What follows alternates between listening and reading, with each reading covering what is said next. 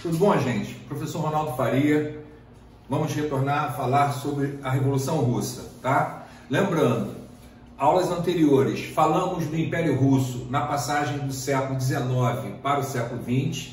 Numa segunda aula, justificamos o ensaio geral, a ruptura de 1905, e falamos das reformas estabelecidas pelo Nicolau II, que marcaram o fim do czarismo, do absolutismo russo e o estabelecimento de uma monarquia constitucional, certo? Hoje nós vamos analisar os motivos que levaram à segunda ruptura naquele processo revolucionário, tá? A chamada Revolução Menchevique, ocorrida em fevereiro de 1917.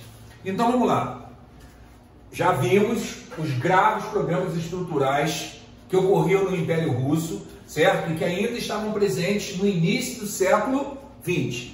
Rapidamente, uma base agrária com problemas graves de concentração de terra, uma má distribuição de renda, uma pobreza crescente nessa massa camponesa, que basicamente arcava com a carga tributária, uma indústria incipiente, frágil, dependente ou do capital externo, principalmente desse capital externo, tá certo? E de um governo autocrata, violento, autoritário. Essas características, Ronaldo, foram alteradas com aquele processo de modernização? Vimos que não. Vimos que apesar das tentativas, né, tanto do Alexandre II, do Alexandre III e também do Nicolau III, de modernizar essa estrutura problemática, não trouxe mudanças significativas, importantes para aquele processo, tá? Além disso, mencionamos que em 1905, Nicolau II, pressionado por aquele contexto que explicou a ruptura de 1905, ele estabeleceu reformas constitucionais. Politicamente, ele procurou, na verdade, ganhar tempo e desmobilizar aquele contexto questionador, certo? Se essas reformas, chamadas de Manifesto de Outubro, ampliaram o direito de voto, teoricamente ampliaram os direitos civis, os direitos individuais dentro da Rússia, na prática, já na aula anterior, eu sinalizei para vocês, olha, posteriormente ele vai gradativamente anular essas reformas. Acabei de sinalizar. Na verdade, no momento que ele se sente pressionado, ele concede essas reformas para ganhar tempo, para botar o povo de volta para casa, certo? Para desfazer aquelas manifestações públicas. Só que ao longo do tempo, ele foi perseguindo essas lideranças políticas de oposição, certo? E gradativamente foi alterando aquela iniciativa modernizante, certo? Teoricamente mais democrática. Como que ele fez isso? Ele nomeou Pedro Stolypin, certo? Um ministro que vai ficar incumbido de restringir essas reformas na prática.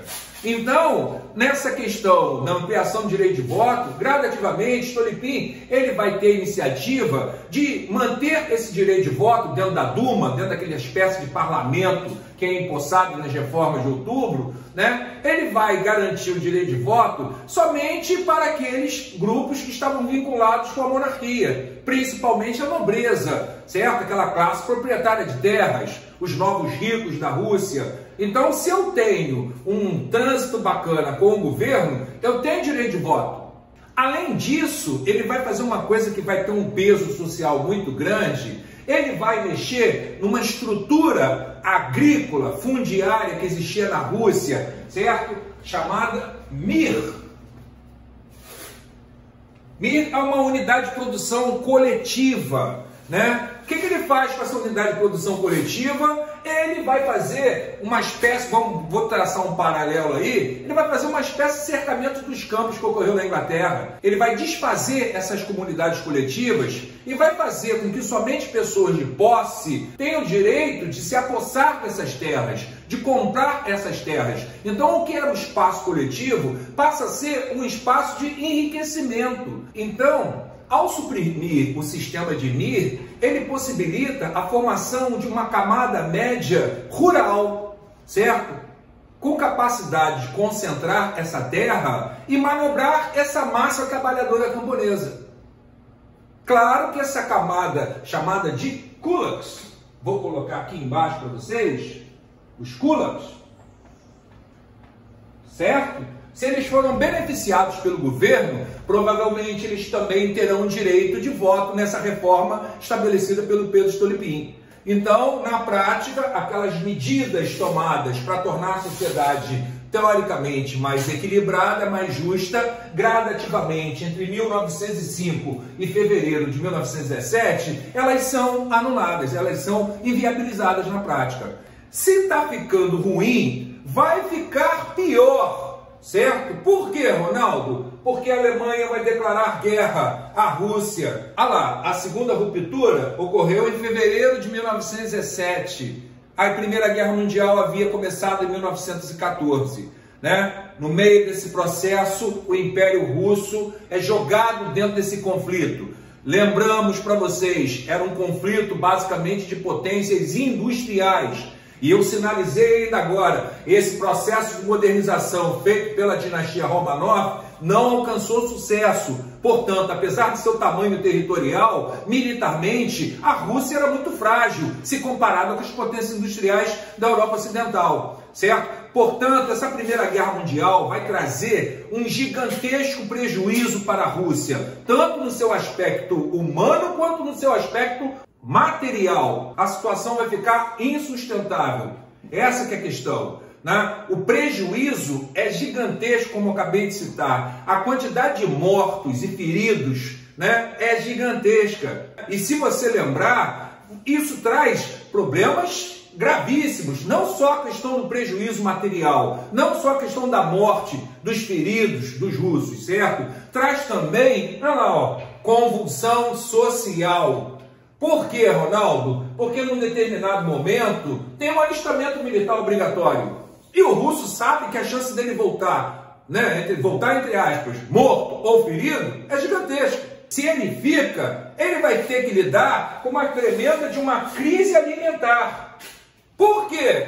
Porque, meu amigo, boa parte da produção agrícola, né, vai passar por racionamento. Esse exército precisa ser alimentado. Portanto, mesmo quem não está na frente de batalha, sofre os efeitos dessa guerra dentro do Império, dentro da Rússia. E se você lembrar da galera que está no fronte, na frente de batalha, o russo está tomando paulada de tudo quanto é canto. Ele está com salários atrasados. As condições dos russos nas trincheiras, nessa frente de batalha, eram as piores possíveis. Né? Então você registra uma série de rebeliões militares, com os soldados abandonando em massa as trincheiras dessa Primeira Guerra Mundial. Então olha só, galera, a situação está ficando insustentável. O que mais que acontece? Próximo de fevereiro de 1917, além dessas rebeliões militares, se eu tenho crise alimentar, se eu tenho um sentimento patriótico sendo ferido, porque são derrotas atrás de derrotas, né? Se politicamente eu estou vendo o meu governo anular os benefícios que foram alcançados a duras penas. Então eu tenho um quadro para entender por que em fevereiro de 1917 tem uma nova ruptura política. Agora uma ruptura mais grave, certo? Onde acaba o império, acaba a monarquia, não tem mais margem para manobra. Aqui em 1905 nós vimos que o Nicolau II manobrou para ganhar tempo,